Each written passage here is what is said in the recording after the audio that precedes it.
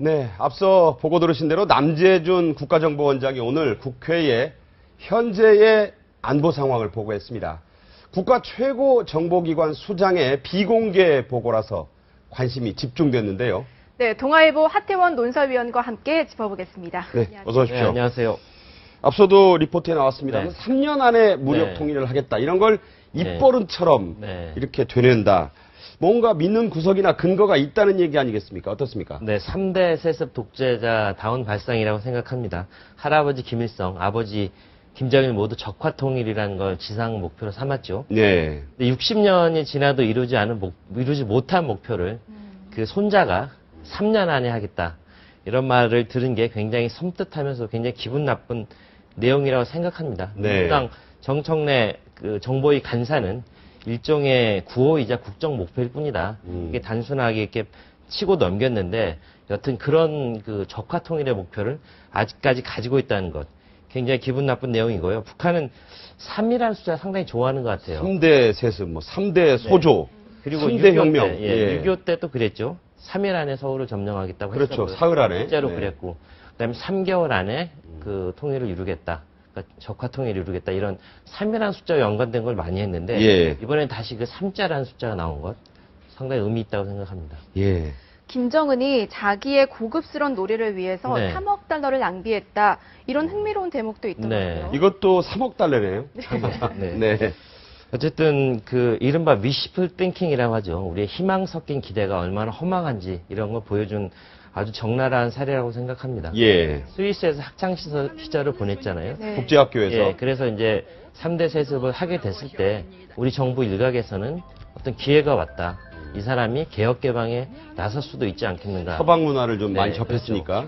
그런 기대를 했었던 게 사실인데 엉뚱하게도 다른 것, 사치 이런 그런데 돈을 막 펑펑 쓰기 시작한 거죠. 미림 승마클럽, 그다음에 문수 물놀이장, 네. 아식령 스키장 이런데 어떤 인민들의 고혈을 짜 먹으면서 그런 3억 달러 이상을 낭비하고 있었다는 거. 스위스에서 본 그런 고급 시설들을 다 만드는 거죠, 지금? 자기가 네. 보고 느꼈던 거, 재밌었던 것들. 네. 진짜 로드만을 불러들이고 하는 것도 자기가 재밌었던 걸 다 하고 있는 거잖아요. 하나 또 주목할 게 저게 있습니다. 아시아 태평양 경제협력체 정상회의에서 네. 시진핑 주석을 만난 박 대통령이 이런 말을 했죠. 음.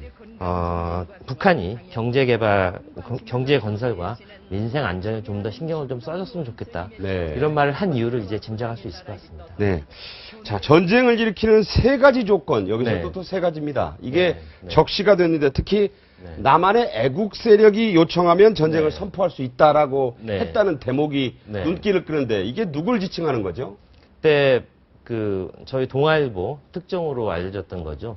작년 9월에 전쟁 사업 세 측을 개정했는데 네. 전쟁을 일으킬 수 있는 세 가지 요소 그랬는데 하나는 남조선 애국 역량의 지원 요구 또는 통일에 유리한 국면이 마련될 때 이렇게 갔어요. 예. 그 남조선 애국 역량이란 다름 아닌 그 종북 세력을 지칭하는 거겠죠. 네. 실제 이석기 통진당 의원 구석으로 그 세력의 일단이 드러났고요. 네. 그런 것들을 지금까지도 계속 획책했다는 것. 음. 이번 국정원 보고에서도 명확히 드러난 것 같습니다. 네. 올 봄에 북한이 네. 핵 운운하면서 뭐 위협했고 네. 또 대화 국면으로 갔다가 네. 또 요즘에는 또 네. 다시 분위기가 좀 공포 분위기로. 홍보 분위기로 네. 조성이 되고 있어요. 왜 이렇게 네. 왔다 갔다 오락가락하는 건가요? 저는 개성공단이 키워드라고 생각합니다. 예. 개성공단을 얻은 북한이 전략적으로 움직일 수 있는 그런 자율성, 그런 어떤 굉장히 자유로워진 부분이 있다고 생각해요. 네. 그러니까 더 이상 우리가 개성공단을 닫지 않을 거라는 확신이 생긴 이상 이제 북한이 자기 마음대로 가는 겁니다. 그러니까 이산가족 상봉이나 그다음 금강산 관광 재개라는 카드를 던졌는데 우리가 받지 않자 보란 듯이 이제는 개성공단 운영 정상화는 이미 자기들이 북한이 얻었으니까 네. 이제 자기들 마음대로 하는 무력을 한번 사용해보고 하는 거예요. 근데 저는 20만 명이라는 숫자 굉장히 중요하다고 생각합니다. 네. 그 개성공단 근로자가 5만 명인데 음. 곱하기 4를 하면 20만이 나오잖아요. 그렇네요. 근데 20만 명이 그러니까 이번 4월 개성공단 폐쇄 이후에 북한 체제에 굉장히 큰 부담으로 작용했다는 얘기를